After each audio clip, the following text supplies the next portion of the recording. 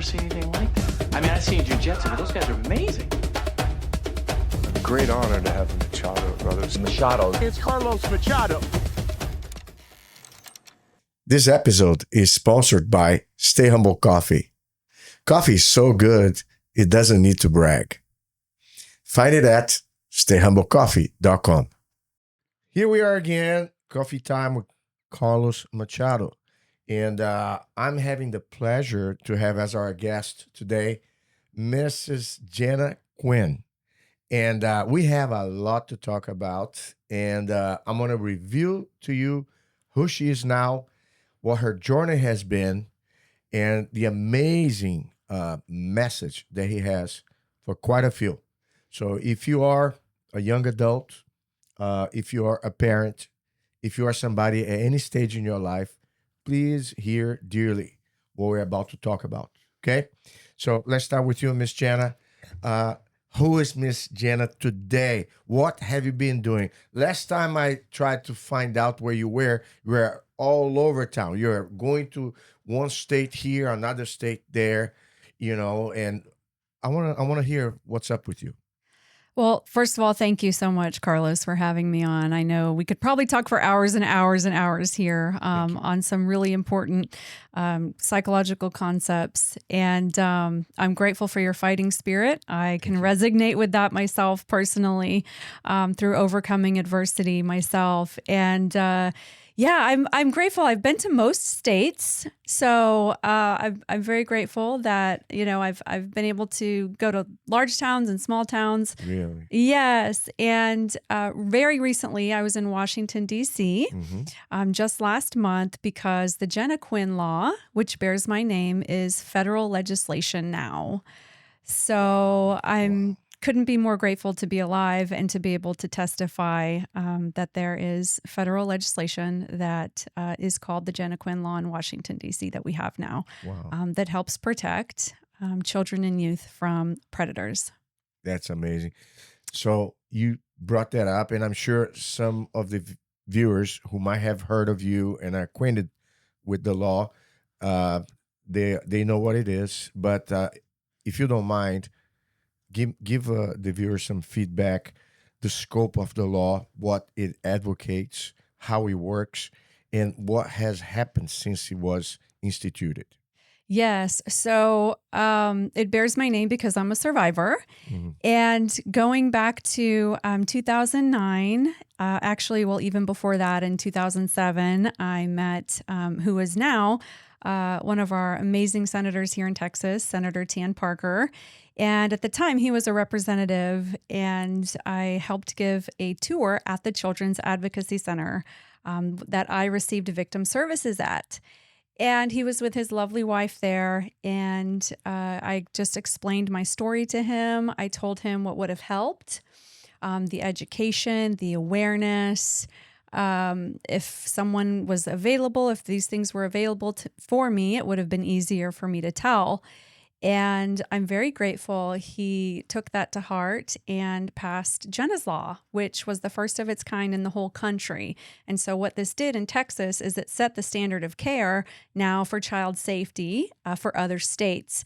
So it requires child sexual abuse specifically, education, training, and awareness for teachers, which are mandatory reporters, and they make up most of the reports, and also students. Student safety, body awareness. Stranger danger is very real, and we always have to talk about the reality of strangers. But unfortunately, when we look at research, it shows that it's more acquaintance danger. Over 93% of the time, a child or youth is actually sexually abused by someone they know, someone they trust, and sometimes it's even someone that they love because that person has worked to gain their trust, has worked to gain an emotional connection with them, has worked to gain some sort of dependence, on that victim. So stranger danger is important. I grew up with stranger danger. Most of us grew up with that. But unfortunately, that's not what empirical research shows. We have to teach awareness. Yes. And we have to teach acquaintance danger. And what does, grooming, red flag grooming indicators look like? Because most of our enemies will hide in plain sight. We mentioned briefly before we started about wolves in sheep's skin. Hmm. A lot of times, many people get blindsided because they always make, like you said, assumptions that if somebody harms your kid, you never be assumed is somebody from within the circle in which the family is comfortable with. And that's why a lot of times it's so hard to detect. And I always wonder in situations like that, because I know you have two aspects with this law: the preventative, which ideally should be the case. Don't fall prey to it because you're educated to see the signs before it happens, and the healing one, for those who are aware of the signs or warning signs if something like that was to take place. Um, I always wish that we could anticipate and avoid. And my question now, and we're going to go back to the Jenna Law. I have some more questions with that, but I'm here intrigued by how can you uh, make more likely to prevent than instead mitigate the effect of it in case you are not able to avoid altogether. How your advocacy and the educational process, based on your experience, splits between those two: prevent, anticipate, don't happen, and if it does, heal. Deal with it, review and heal.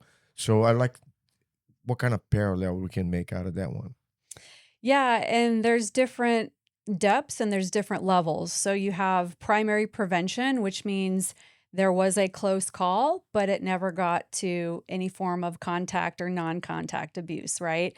So you have primary prevention, and then you have, actual intervention where you say there was grooming that started to happen, but somewhere in that grooming cycle, there was awareness and the grooming cycle was interrupted. So it's not full on prevention because some grooming already took place, but it didn't advance any further, right? But then if it does advance, like you said, to contact sexual abuse, well, then now there's intervention needed. Now there's a report that needs to be made. And then now there's healing and counseling that needs to happen.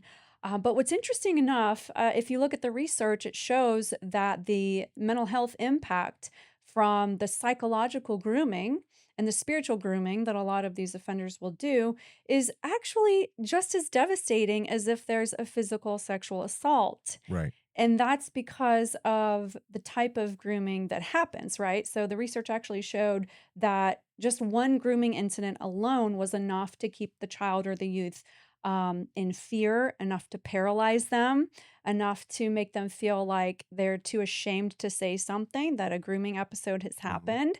And so that just speaks to the depths of how that affects Yeah. that person as a whole, right? Mhm. So now we can see that there's something much deeper happening here. Mhm. It's not as natural of an occurrence as you would think. It's not strictly physical. There's grooming, there's psychological and physical, and especially spiritual grooming that happens where it impacts the body, the soul, and the spirit, not just the body. And that alone is enough to make a survivor feel paralyzed through fear and intimidation. And predators know that. And that's why they look for vulnerabilities. It's really interesting. If you look at the way that offender research shows the way that a sexual predator will groom, and if you also go through scriptures and you look at the way that our enemy, the adversary, if you look at the way Satan grooms, they're actually mirrored. They are very identical, and it's predatorial strategy, right? And so that's why you mentioned wolves in sheep's clothing. And we get that from the life and words of Jesus himself. So we get this term and we get this from Jesus because he told us it's not an option to be naive or not. Mhm. If you look at what he said, beware, right? Many will come professing one thing, but inwardly there are ravenous wolves. Inwardly, there's an appetite for something that is abnormal. Inwardly, there's a ravenous appetite for something else. And when you look at predators and when you look at the wolf, it's interesting that he chose the wolf. The wolf is an apex predator, which means they're the best hunter, right, for their territory. And it's because they're patient. They will watch, they will wait for weeks, they'll follow a flock of sheep. Well, sexual predators will groom for weeks. They will wait for weeks to study their target so that they will identify a target. I always tell victims, you were picked, you were identified, and you were picked because of whatever reason. And they hunt, they strategize, they premeditate, they calculate on what are the right things to say to this person, what kind of commonality can I establish, can I fill an emotional need, can I come in and meet a situation for them, can I be a figurative role for them of some sort. And so they are looking for vulnerabilities and ways that they can develop some sort of trust with the victim. Yeah. Do me a favor if you don't mind. I'm not sure if this moved. Keep in the direction of your face, the mic. Yeah. It Oh, can be wherever you want. Just make sure you turn.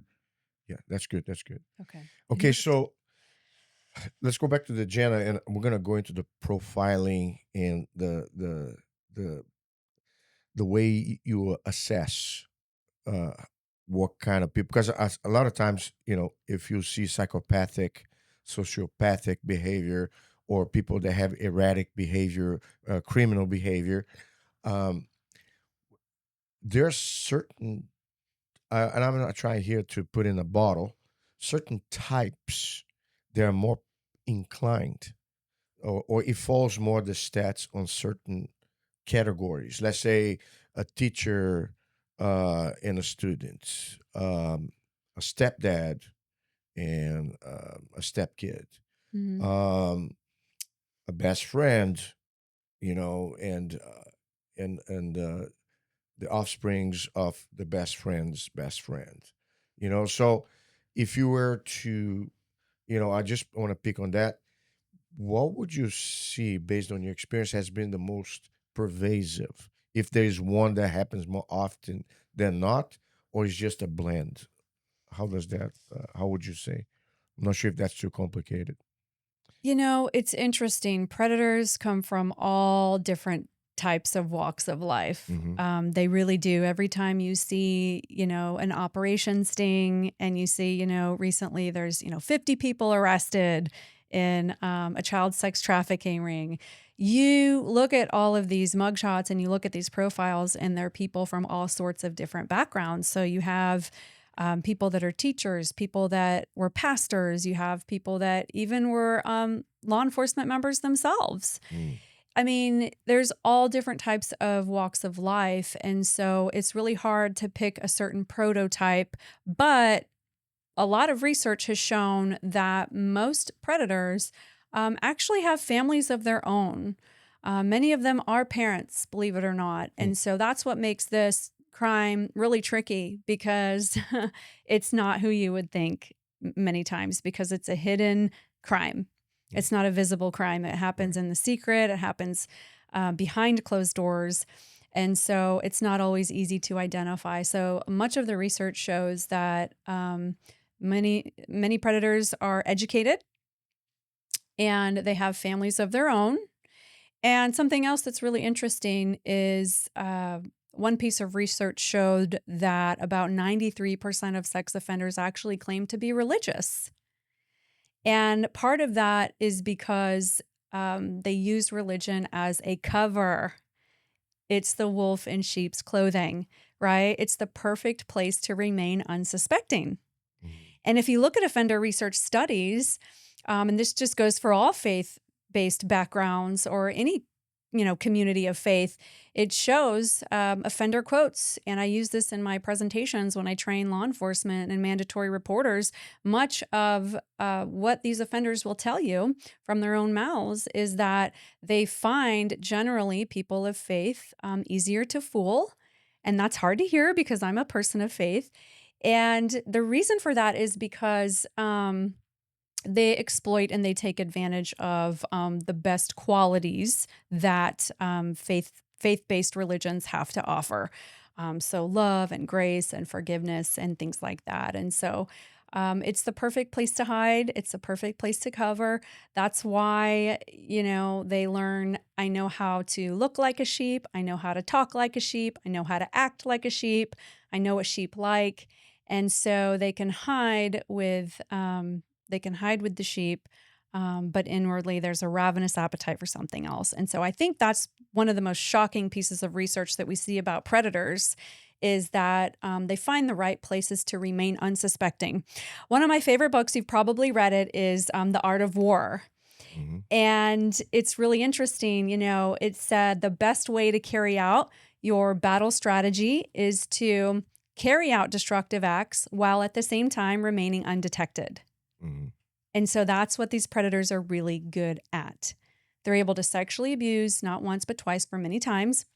And often they'll have multiple victims because they're so good at what they do.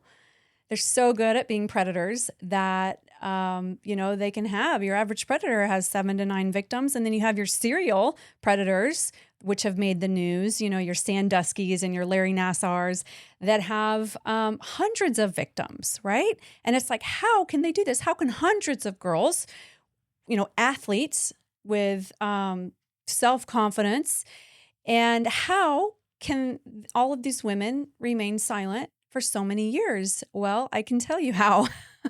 It's We're gonna because get to that, we're going to yeah. get to that. Yep. I can tell you exactly how, and it's not very hard to do if you don't know if you're not aware. Awareness is how you win. Yeah, I tell you what. One of the things here that I'm intrigued as well is when did the Jenna Law became an idea? It's because I know that I love that victor and not a victim, and I know that this is one of the testaments to that example. How in the world was that you that came up with that? Did somebody suggest you? Was that a natural consequence of your work once you start to heal, and then you wanted to actually help others that might have had the same issue?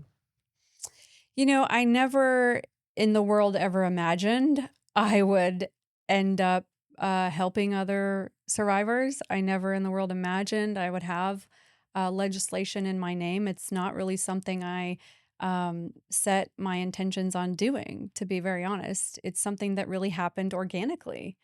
And there was a real pivotal moment that happened with me after the police report was made. I went to have a SANE exam, which is a sexual assault nurse exam. And, for many years, my parents did the best they could with the knowledge and information that they had, which was not much at the time on this subject. And they spent a lot of time and money trying to figure out what was wrong with their daughter. I had changed. I had all the classical symptoms of victimization. And, they took me to doctors to get tested for all types of, different disorders and mental health and things like that. And, these people were not trained on, what to look for. And so, unfortunately, most of it was under everyone's radar, even professionals. And I was having my exam, and she sat in the waiting room and she picked up a tiny little pamphlet, an educational pamphlet that said, warning signs a child may display if they've been sexually abused. And she got out a pen from her purse and she started to check off over 80% of those warning signs and symptoms that I had displayed for years. And I was all summed up on one tiny little page of bullet points, and she couldn't believe it. First of all, as a mom, she'd never seen this information. And then also as a teacher, she was a career teacher. And she thought, how many of my own students have gone through my own classroom and I didn't see these signs? They were diagnosed as something else, as depressed or oppositional defiant, right? Because oftentimes it goes misdiagnosed. The inner root is really trauma, and what you're labeling is a symptom of the trauma. Mm-hmm. So it was all very clear that, my gosh, there's not enough information out there. Information can literally save your life. It's a matter of life or death, right? Mm-hmm. And so for lack of knowledge, people can perish. What you don't know can literally kill you. And that's what we have seen with this crime specifically and the way these predators work. That was the first time where we really saw we've got to do more. We've got to do something about the fact that there is no information about the way there is no. If I had had the opportunity to tell, because I concluded for me, this was not a conversation for my generation or the generations before me. This was not a conversation. There wasn't body safety conversations in any of my safe places. So my parents didn't have body conversation with me. My church didn't have a body conversation with me. My school never had, and I went to a private school.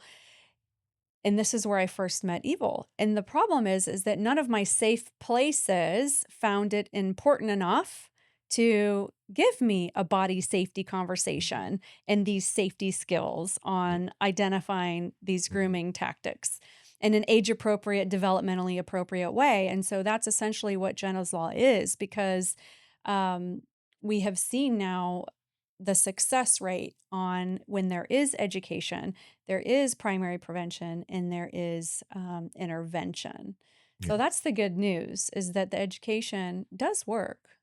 I tell you what, it brings me to mind like street smart Yeah. sometimes. Like I can tell you, like even when I was a kid, and even after I had kids, I never drunk from anybody else's cup. I'm not a drinker, but if somebody offered me a drink from an open bottle or a cup, I wouldn't take it. I always wanted to have, and my kids, that's one of the things I emphasized the most as they grew of age and they start to go out and interact with their, friends, in parties or whatever. Yeah. I said, make sure, you keep track of where you are. All right. So let's talk about a bit of to the degree that you feel comfortable with, the storytelling aspect, in the sense that when you overcome your pain and your trauma, it's already an ordeal in itself. It's a journey that you gain the maturity, the experience that eventually you feel strong enough to share with others. But when you have to revisit the experiences by accounts of others that come to you to share the painful experiences, it's almost like one of those things. If you're a hero, one of the traits of a hero, which I consider you one, is they internally they bleed every time they witness and share the suffering of others that they are trying to rescue and help. So how much that affects you, if you have a strategy how to deal with it, and I'm sure your faith and everything else that you do in terms of healing yourself will be there for that occasion. How do you cope with that? And if there's any story or stories that you want to share, that people that came to you and eventually you saw them at another time, and the progress that took place, whichever there was, through the work that you do.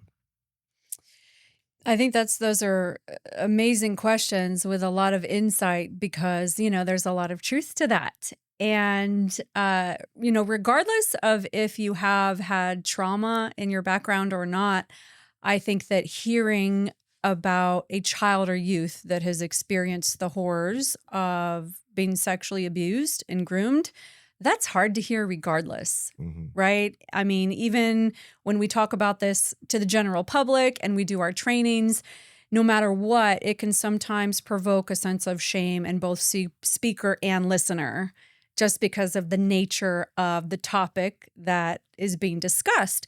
But that alone should just show you how malevolent this crime is. The fact that nobody wants to talk about it just shows you how deeply demonic it is, right? The fact that people want to shut down, that they don't want to hear about it, they don't want to address it, they don't want to confront it. Tell me about it. Do you see a bias in the media covering this? Do you feel like they always try to push under the rug a little bit when it comes to that kind of topic? I think that institutions are really some of the worst when it comes to brushing it under the rug, denying a survivor's experience, silencing a survivor. Some institutions will make survivors sign non-disclosure agreements.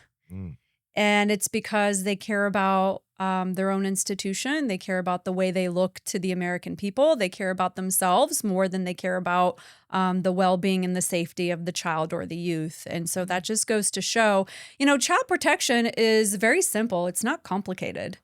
It's not complicated at all. Do you value the child or youth's best interest, or do you value your own interests over the child's interests? And so, what we've seen with this crime specifically is that fear will grip people stronger than the truth that's behind hope in addressing this. You mentioned child protection. I kind of like, you just crossed my mind here. When you have services like that in charge of child protection, what's the prevalence of this type of crime in foster homes? Do you have any stats on that, or foster homes, there's trauma regardless many times in their background, and that's what makes them, foster children for some reason or another. Because of their background, they need to be fostered. But abuse is very high. Regardless whether it's neglect or verbal abuse or physical abuse. Unfortunately, there's a lot of childhood trauma, when you look at foster. But as far as overall prevalence, research is mixed because it's hard to really know with disclosure rates being what they are. But essentially, historically in the past, research has shown 1 in 3 girls are sexually abused before the age of 18, and 1 in 6 boys are sexually abused before the age of 18. So it is a prevalent problem, and I am hopeful, and I do believe that now, more than any other year or any other generation, there's a greater hope in awareness and shedding light on this specific crime, because this crime is allowed to thrive in silence. Predators are counting on people to be cowards. Predators are counting on people to be silent and to shrink back in fear and to say, well, not this person, or Pastor so-and-so would never do that, or this person would never do that, or there's no way this person could be a predator. And so if a victim does come forward, they're shut down. Guarantee you there's someone listening now that has probably tried to report or probably tried to tell in their life, and they were likely shut down by someone. So you mentioned a ratio here, 1 every 6 for boys, and you said 1 in 12 for girls? 1 in 3 for girls. 1 in 3 for girls, double. Okay, what is the stats? Because I know I saw one interview that you had a while back in which there was a point that caught my eyes. What was the stats officially, and what was the likely stats of unreported accounts that were not official then? Okay, so what's the scenario nowadays? For instance, I thought I heard the number 42 million Americans have been affected by this crime, and then there's no telling how many more. Do you have a picture so people have an idea of the scope of this thing?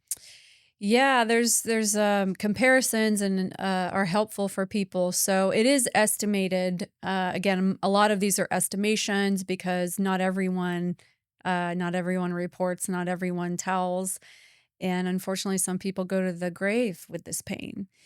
So estimated is 42 million survivors in just in America alone, just in our great country, just in the United States. And comparison, like this is about 2 times the amount of Americans living with cancer.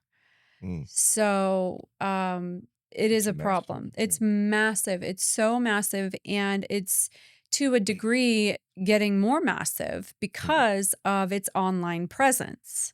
Yeah. That's another problem in itself. That's right? a whole nother problem. Predators, they can operate anonymously. They don't even reveal themselves until... Right. Wow. They can cover, they can really cover, and they can really pretend to be someone that they're not, and they can really establish a relationship. And if you talk to, different ICAC members, Internet Crimes Against Children Division, I've had the great honor of training lots of different ICAC members, and they will tell you that it's really not very difficult. It's not very hard to groom a child or a youth online. You just get into social media, or you get into gaming for young boys. You get into, whatever computer program they're wanting to do, or social media app that they're using. You get into that, and then you find a vulnerability. you start liking, you start commenting, and you pick out the ones that have the lowest self-esteem, the ones that need to be told they're beautiful, the ones that need to be told. And what research actually shows on young youth, on young girls, it's quite sad. The two things that work on young girls is, number one, telling them that they're beautiful, and number two, telling them, I love you. Because I think a lot of young girls are not hearing these two things within their own homes. Yeah. Or if they are hearing it, they don't believe it. And so what's happening where it's that easy to compliment a young girl and develop a relationship with her online, where now you've got her and now you can ask for photos and request, well, you said you loved me, so why don't you just take a photo of yourself and send it? And so it's unfortunately out of control online. Yeah. What is the level of effective prosecution in the cases that are revealed with because you had 42 million, let's say the estimate on officially on the number of survivors. Out of that, how many instances the perpetrators pay the price of legal action? So this is troubling where we're going to go here. This is very troubling research. Nationally, statistically, less than 10% of offenders are ever actually apprehended. It's because there's a lot of reasons for that. Number one, victims are afraid to report. And if they do report, many times it's delayed. So they don't tell the first time, they tell maybe a year or two later, which is normal. And when you look at disclosure process, one research study suggested that it can take a victim a lifetime to really remember all of the things that all the trauma that they went through. So there's the fear of reporting. And then you also have predators are really good at what they do. So they know how to silence, they know how to fear, they know how to go off the radar. And when you look at serial predators and their timing for when to strike, they don't always strike. They know when to strike and they know when to back off. So they may strike, and if they think the victim is getting close to reporting, they'll back off for weeks. They may back off for months. And that's where for me personally, a lot of my post-traumatic stress came in, because it happened not once, but for many years. And it happened for many years because I thought it was over many times. Because I think, I never know if I'm in a situation where I'm safe or I'm going to be attacked. Because sometimes our family would be with this person and I'm safe. So sometimes I'm safe and sometimes I'm not safe. That's really difficult for the mind of a young child to know, I don't know when I'm ever going to be safe. So the thing is that these predators really know when to strike and when to back off. Gotcha. Now, and I'm sure it may have happened. A lot of times you see different states, they take a lighter approach to how they deal with criminals, and not only different crimes, but in particular this, because you see cases of rape victims that the perpetrator is caught, goes to jail, and then, is released after a while. Yes. How that translates or relates to the sexual abuse victim when actually there is a report, and how effective the legal system handles the situation from then on, or if it varies the way you have seen on occasion.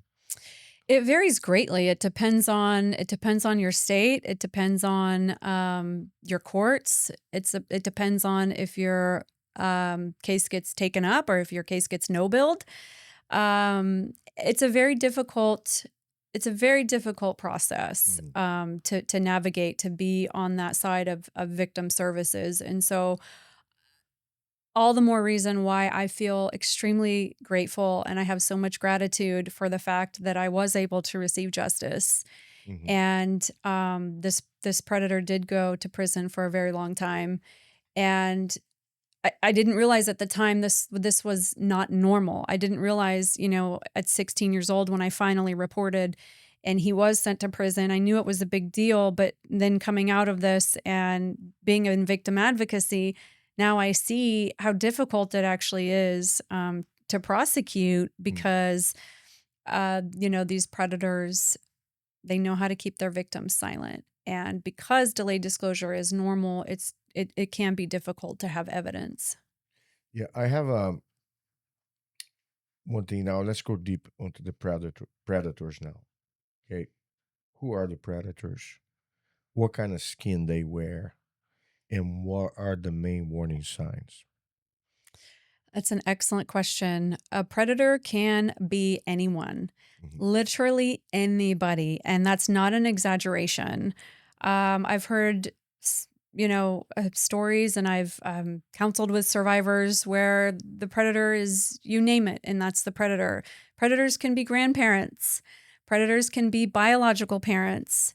Predators can be, actually, if you look at trafficking, familial trafficking is the most common form of trafficking. Trafficking victims are trafficked most likely by their own parents, by their own family. It's a hard pill to swallow. It's so hard. It's so hard because for decades and decades we heard about stranger danger, and this is the new the new message is acquaintance danger. And how hard is that when you talk about how deep the roots of betrayal run for survivors, right? And that's what makes it even more difficult to tell.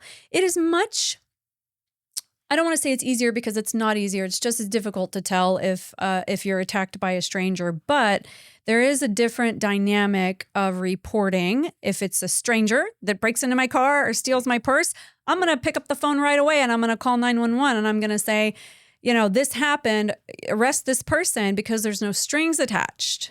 Nobody else knows this person either. But when you enter into the realm of acquaintance or relationship or community, if this person was in the community, well, now I have to think about, what are other people going to think about this person, because other people know this person too. And it makes it a much more interesting dynamic, way more challenging for children or youth to tell. So predators hide behind PhDs. They hide behind, medical degrees. They hide behind all sorts of different titles. And they can really be anyone because it is a hidden crime. And so that's why the awareness of understanding red flag grooming indicators is very important. Mm. Yeah, you talk about families, you see countries that often, not necessarily even sex abuse, they prostitute their children Mm-hmm. To make whatever income out of them. It's just like, it's a rabbit hole that when you go there, it's almost like a movie that you see the light in the dark. But when you look at the dark, it gets really dark. It's kind of like, I remember Nicolas Cage had a movie called 8 Millimeters. I'm not sure if you're familiar with. He was a cop that investigated snuff crime, and he had to actually watch the footage. I do have law enforcement agents that are in charge of protecting children, and they have to be exposed and witness the content of the evidence before they catch the criminals. And it's really mind shattering because as a human, Yeah. it's almost like I don't want to even look at that.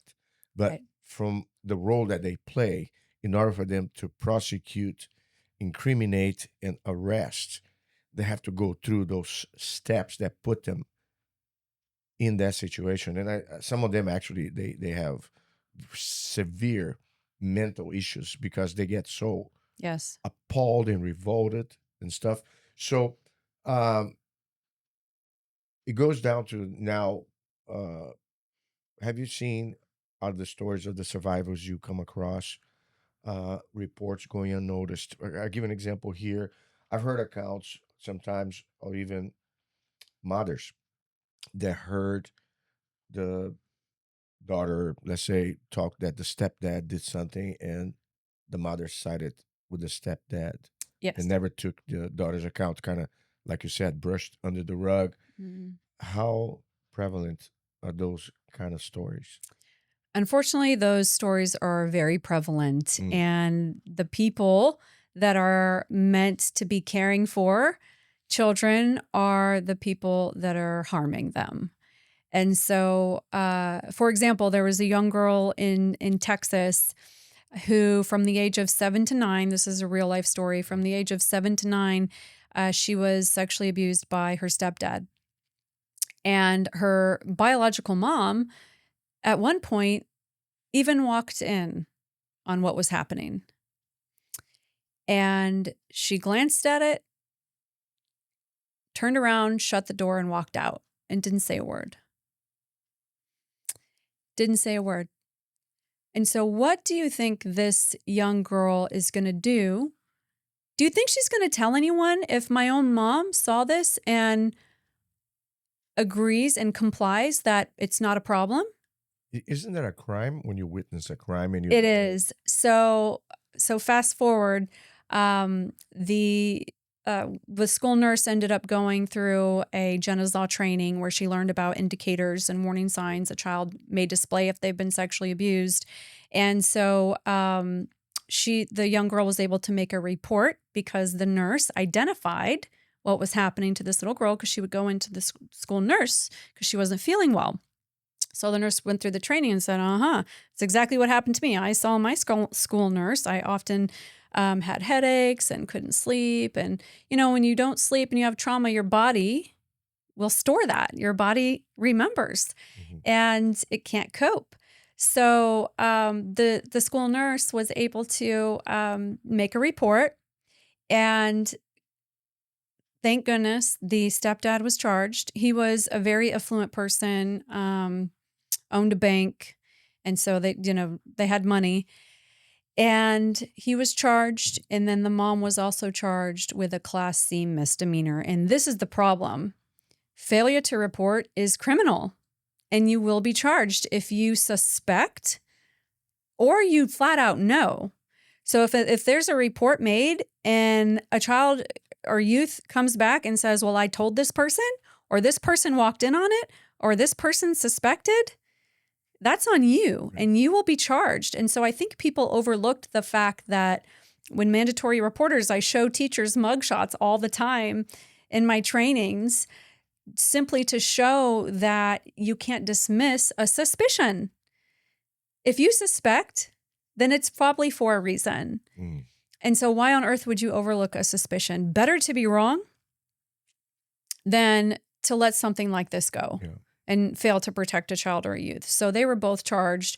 And here's a good story. This little girl, what she told the social worker, actually her favorite part of all of this was she thanked her social worker and she said, I finally got a good night's sleep, because he was coming into her room at night.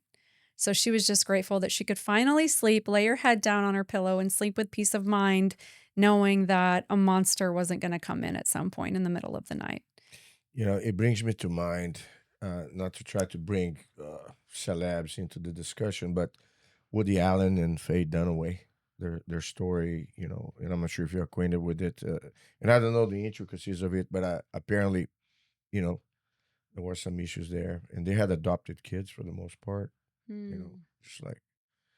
This episode is brought to you by Machado Method Nutrition, premium fuel for disciplined athletes who train with intent and recover with purpose. Live the method. Fuel the life. Start now at machadomethodnutrition.com.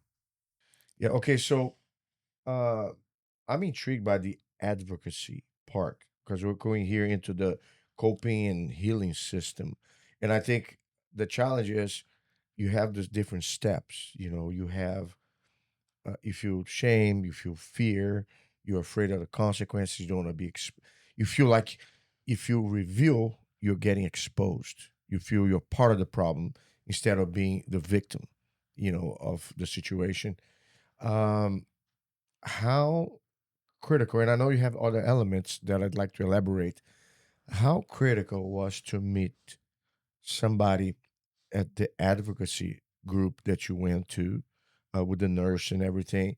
What kind of approach they had, the educational aspect that your mom came across the manuals and is like, oh my gosh, I could have, she checked the list of everything that was matching the description of your symptoms, your behavior through the time that you experienced your trauma.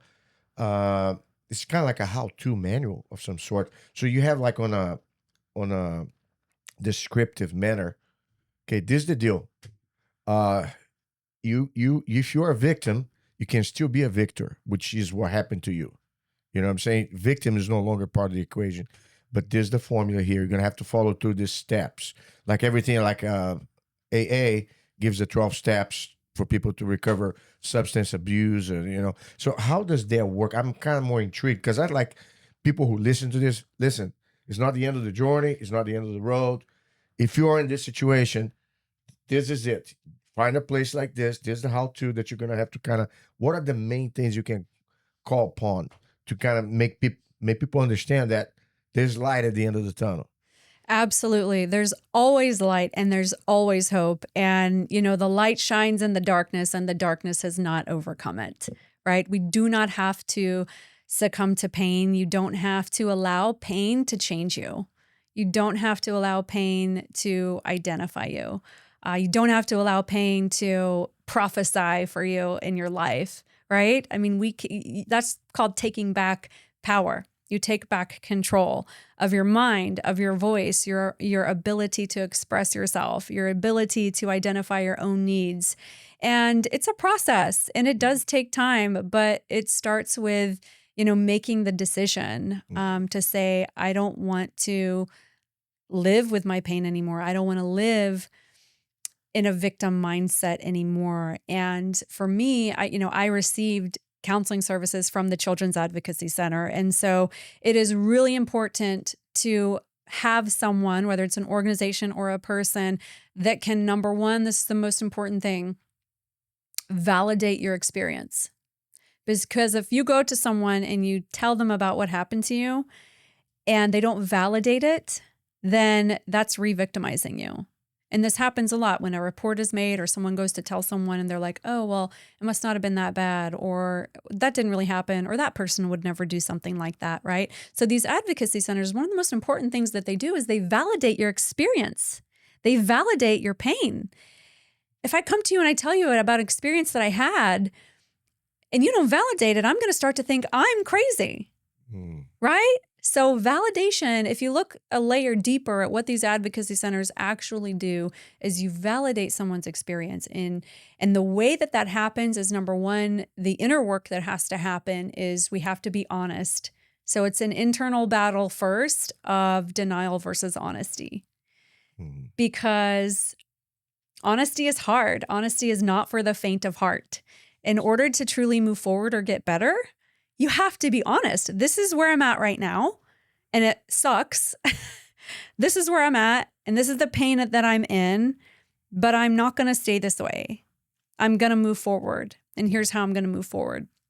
So we have to be honest about our experiences, and not just the experiences, but the effect that it had on you. Because that's a whole nother beast right there. Number one, the abuse happened. Number two, it's damaged me. These are very powerful things to say. It's damaged my mind. It's damaged the way I think. It's damaged me. There's a spiritual impact. Other than, yes, there's damage to the body, but there's internal damage too. And so if we can be honest and say it happened, we can be honest about the effects, because this is where we have to battle our pride. And the pride says, oh, I'm fine. It wasn't that big of a deal. And so then you move into denial, suppression, and minimization, which is very dangerous territory. That's where pain hangs out. Pain stays when we don't address it. We can suppress and we can minimize.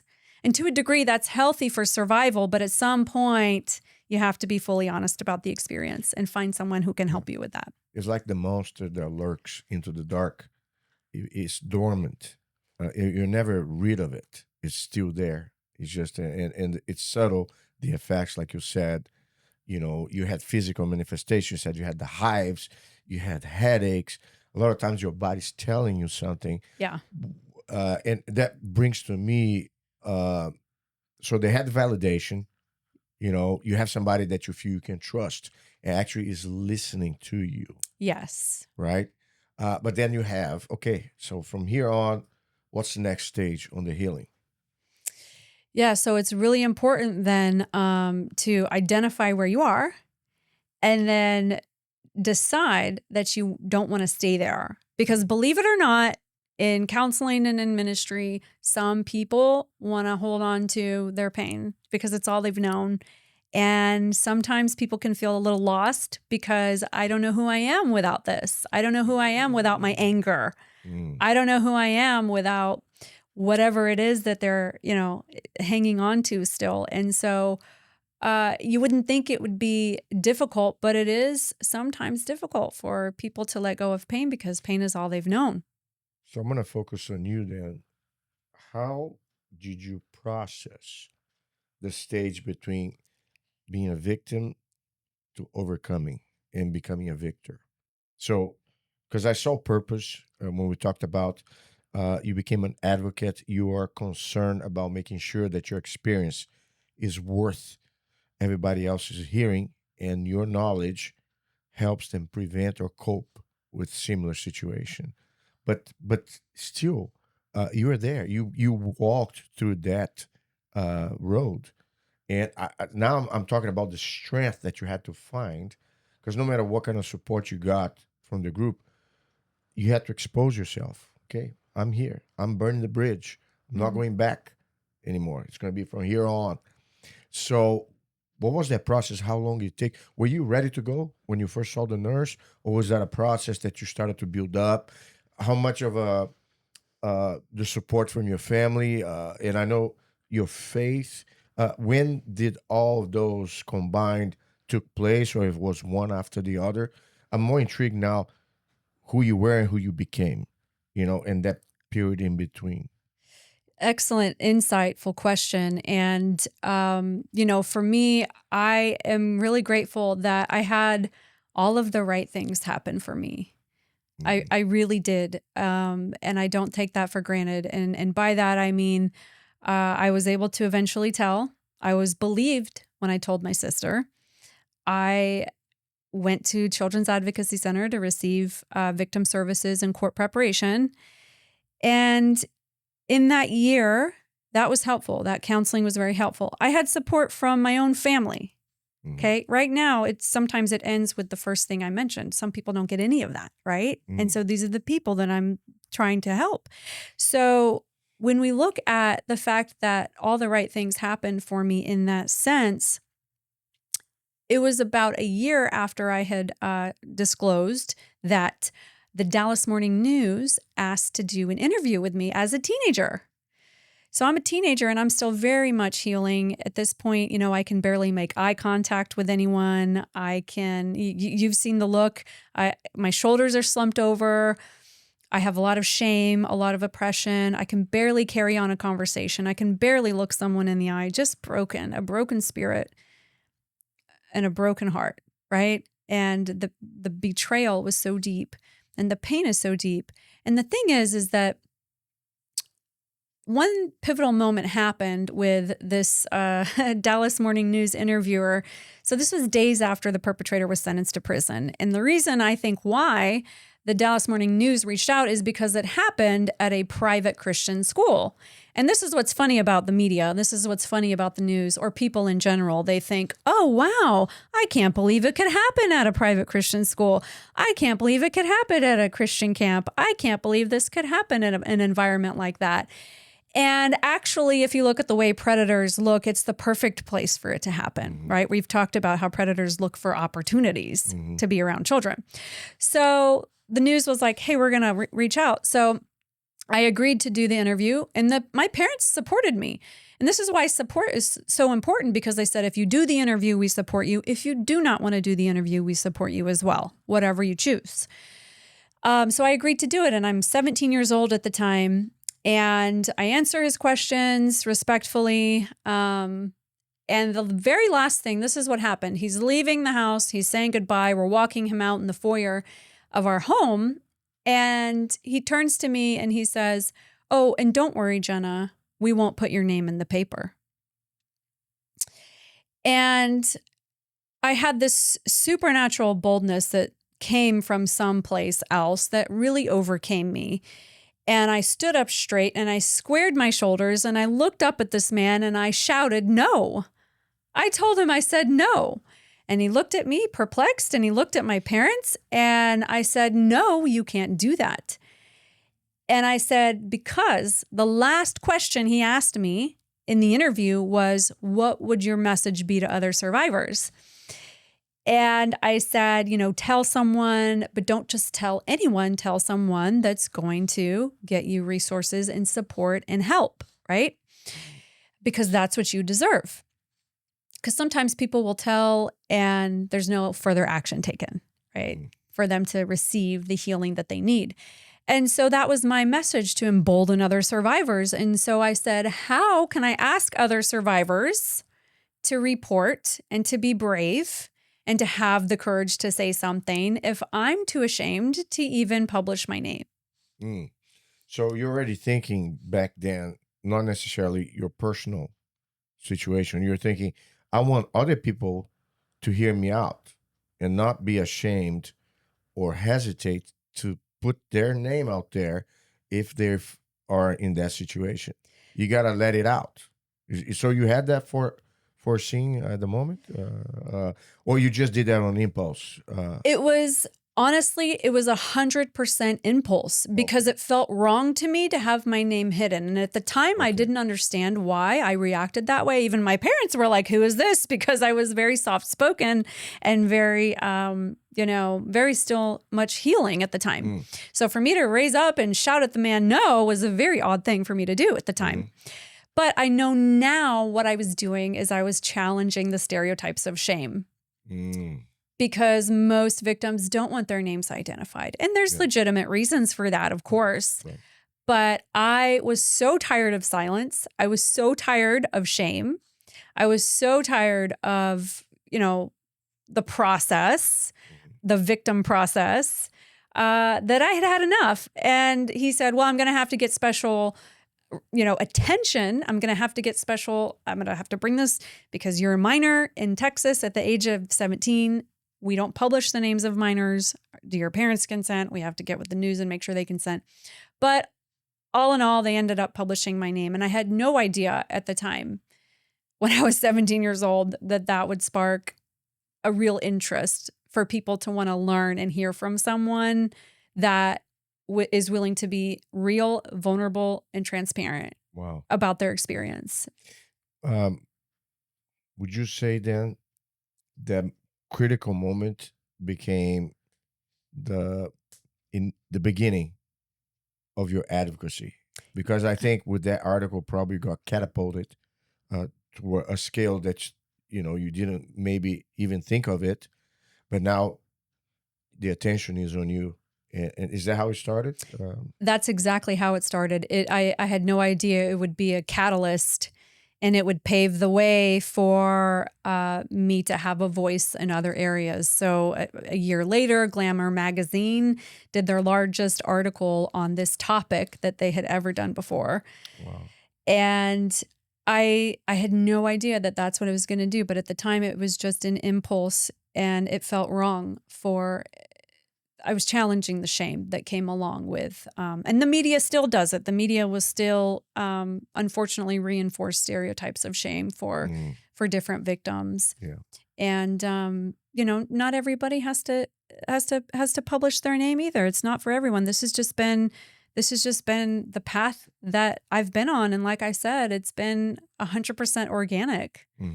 I never set out with intentionality and said that everyone needs to know my story and everyone needs to know what happened to me. But God has a sense of humor. I know. They say God has this way. No matter many roads take turns, you always. We're going to have a quick break and we're going to go for our final chapter after this. How does that sound? Great. Okay. So it has been a great journey so far that you're gracious to share a lot of the things. It's very inspiring to see your example, victor or not victim, the advocacy. You have a nonprofit, I believe, Reveal to Heal. I'd like to hear a little bit about that, if you don't mind. Absolutely. For me, I received counseling services, victim services through a children's advocacy center. And because a lot of what I experienced happened in the faith environment, I learned that the last layer of healing for me, and really where I received the most breakthrough in every area of my life, was when I addressed the spiritual impact of trauma. So, a lot of mental health research focuses on how trauma can affect the mind, trauma affects the body, the brain. But actually, the first person who told us that trauma affects the spirit and the body and the mind is actually in God's word. So, if you go back and you read the text, it's very clear, and it shows that as the spirit of a person goes, so goes the rest of their body. So in that, we look at identifying a crushed spirit. And so when you look at research, actually secular research does show that there is a significant spiritual impact when someone has suffered specifically any type of abuse. So, for example, in one research study, they found there was about 527 abuse victims, and they found a statistically significant spiritual injury. And these injuries included feelings of guilt, anger, grief, doubt, and belief that God is unfair.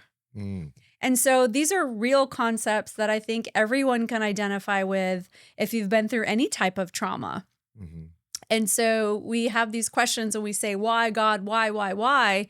And what I learned is that the question is not really in the why. The question is in the pain. The problem is the pain. It's not the why or the answer. The problem was the pain. Because it's what's next? What now? What do I do with the trauma now? What do I do with these effects now? And so we look at identifying a crushed spirit. And actually, if you look at the wisest man that ever lived, if you look at Solomon, and if you look at the Proverbs actually connect, and they look, and you can see causation of a perverse person is the direct causation for a crushed spirit. When we look at Proverbs, it says a perverse tongue crushes the spirit. And you can do a lot of perverse things with that muscle, right? And we go very deep into understanding the impact psychologically and spiritually. And when I identified these types of things, wow, my inner person became stronger. And myself, my power and how I believed God saw me was different. My confidence before God, my conscience before God was much stronger. And so, we teach survivors that they can go to the throne of grace, not the throne of judgment. Because so many survivors think that God is angry at them or they've done something wrong. I never met a survivor that didn't, assume a false responsibility of guilt and have blame and shame and fear. And all of these things are the devil's tactics. All of these things are enemy territory, right? A predator, silence and shame are a predator's best friend. Well, we connect that, and that translates spiritually as well too. That's the devil's playing ground as well spiritually, to try to keep you blocked spiritually, right? So we talk about that crisis of faith, and people find a lot of freedom. So they come through our program for freedom, for true freedom spiritually. And then when you get that freedom spiritually, well, then you start to see the effects in the body and in the soul as well. Because it is possible to have a physical injury, but your spirit remains uncrushed, right? So we look at the scriptures that say, a crushed spirit is difficult to bear. Who can bear a crushed spirit? And the answer is no one. No one can bear a crushed spirit, and a crushed spirit is very difficult to recover from. Yeah. This is like for me, I look at the image of an onion with all the layers. You're not going to have full healing or redemption unless you get to the core. So the body, pretty much, whatever degree of abuse it was a victim of, is not the core. It's just the manifestation of the core. And I guess the spiritual component is the only way you can actually dig that deep. That's what I meant to say. And for me, there are two words that come to mind: transcend and transmute. You literally, you transform the energy of something negative into something positive. Now that you got that deep, now you can deliver to the world Yes. the best version of yourself. Yes. Isn't that crazy? It's very powerful when you actually think about, God designed us for survival. Mm-hmm. Our bodies are built to survive. Yeah. And to cope and to manage. Mm-hmm. And so it's getting into that inner man, that inner woman, that inner person, the core of who you are, and allowing God's power and his light to heal you. Mm-hmm. And it is possible. And this is the good news. This is not a fun topic. It's not a popular topic, but the way I'm able to do this is because I'm looking at this now from a perspective of light. I don't see it from my own darkness anymore, right? Because I've conquered darkness. I know the one who has power over darkness. And so when I look at this, I can look at this from the lens of hope, and the light shines in the darkness and the darkness doesn't overcome it. And so God will not be mocked and the devil does not get to win. And the good news is that for me, I don't share anything that I haven't myself personally experienced. And so for me, I know what it's like to go from a crushed spirit, suicidal, not having the answer, not seeing the light, to now then being transformed, since you mentioned transformation into a spirit of might. And so we talk about the end goal is to have a spirit of might, an overcoming spirit, right? Apostle Paul said, we are more than conquerors. It means you reign victorious over your enemy. It means you reign victorious. And it is possible. It is possible. And I think that's what people really need to know when they look at the different adverse effects that they've had in their lives and the different traumas, because we all have traumas. Everyone has something, type of adversity that they have had to overcome.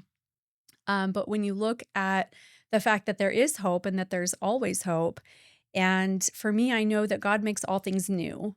Yeah. And he's not exaggerating. God does not exaggerate. New means you're a new creation. And when people hear my story and they hear what I've been through, I've had many people say, they're looking at me now today and they're like, it's hard to believe you've been through what you say you've been through. Or it's hard to believe that you've experienced these types of things, And I always say that's the ultimate goal of the gospel. The goal is that I don't look the same. I don't act the same. I don't talk the same. I'm a new person because I'm healed. And this is the goal for everyone. And this is the burden that I have for all survivors, is that everyone's able to get to a place where they don't only survive, they can thrive and they can overcome. That's awesome. That brings me to your book over here. Hold on. You said something, though, that I always share with you, the belief. Darkness in itself is an illusion. The definition is absence of light. Yeah. So when you find light, you dissipate darkness. So, pure in heart. Okay, so now this is a testament and a testimonial at the same time. What would you like the readers to experience by reading your story? Whatever you described. And another thing here too that I was able to gather is you didn't focus on the negative and how bad the experience was. It was more on the process and the journey in the healing that took place. So you had a positive outlook, despite the fact you were narrating such a painful part of your life. Yes, and that's exactly right. This book is extremely inspirational, and details are not fun, right? Yeah. So I don't talk about details. I talk about more of, this is how something can happen. This is the situation. This was the grooming. And it's very educational. I have the warning signs in there that I mentioned, and resources for help as well. And, all in all, my best feedback has actually been from other survivors that have said, I haven't always been able to articulate or express how this has affected me, but I found that in your book. And so there's solidarity in there where they can say, you know what, I'm not alone. And this is what I'm able to overcome too. And so it's extremely inspirational and educational as well. And it's not intended for any triggers or anything like that. Right. It's intended to help heal. To be a victor, not a victim. That's exactly right. Hold on a second here. Look at the cover, guys. Pay attention. Pure in Heart by Jenna Quinn. Now, you talked a bit about the nonprofit, and I just want to elaborate a little bit more, like what kind of work they do. You said about, you promote the educational part. You have the Jenna Law component, which becomes something that the states now across the land are incorporating, which is to prevent such a thing from happening by equipping the teachers, hopefully the parents, and Yeah. the kids of age to understand what they should look out for and not hesitate to act on it if they see any of the warning signs. So, how does the nonprofit ties up with everything, and how active are you with it? Because that's the other thing we kind of missed out in the beginning. You are all over making engagements. You go to TED Talk, you go to speaking engagements. What's your life like? I assume this is a full time job for you at this point. Your so can you elaborate how everything ties up? If your nonprofit is part of what you do also on a day to day. Yes. So a big component is the training aspect. So there are different types of groups that I train through Jenna's Law. And so some of that is through the nonprofit as well. And so there's law enforcement, mandatory reporters. I'll be training about 5,000 law enforcement members next month at the Crimes Against Children conference, actually here in Dallas. It's one of the largest child protection conferences in the whole world. There's people from Wow. other countries walking around speaking different languages, coming to learn about protecting children. So it's a really amazing conference. So I'll be training there for different continuing education hours. Law enforcement can get their TCOL hours, and mental health can get their CEs as well. And so there's a whole, professional environment to train. But then there's also students. I love being able to train the student body as well. So you look at, going into a gym school assembly style, Yeah. and you look at middle schoolers and you look at high schoolers, and you would be so shocked, Carlos. They are so hungry to learn about how they can keep themselves safe. Mhm. You can hear a pin drop in there. And it's almost as if there's in the atmosphere a sense of relief that I'm so grateful someone is coming into this school that cares about me enough, that loves me enough to educate me and to warn me on how I can keep myself safe. Mm. And so I've had a lot of young girls. I've seen intervention right there in real time when I go through the online grooming indicators. I've had young girls right then and there. They come up afterwards to visit, and they're like, "Oh, this guy." Two different situations, two different girls, two different social media apps. And they're like, "Oh, well, he's shown an interest here. He's told me these things.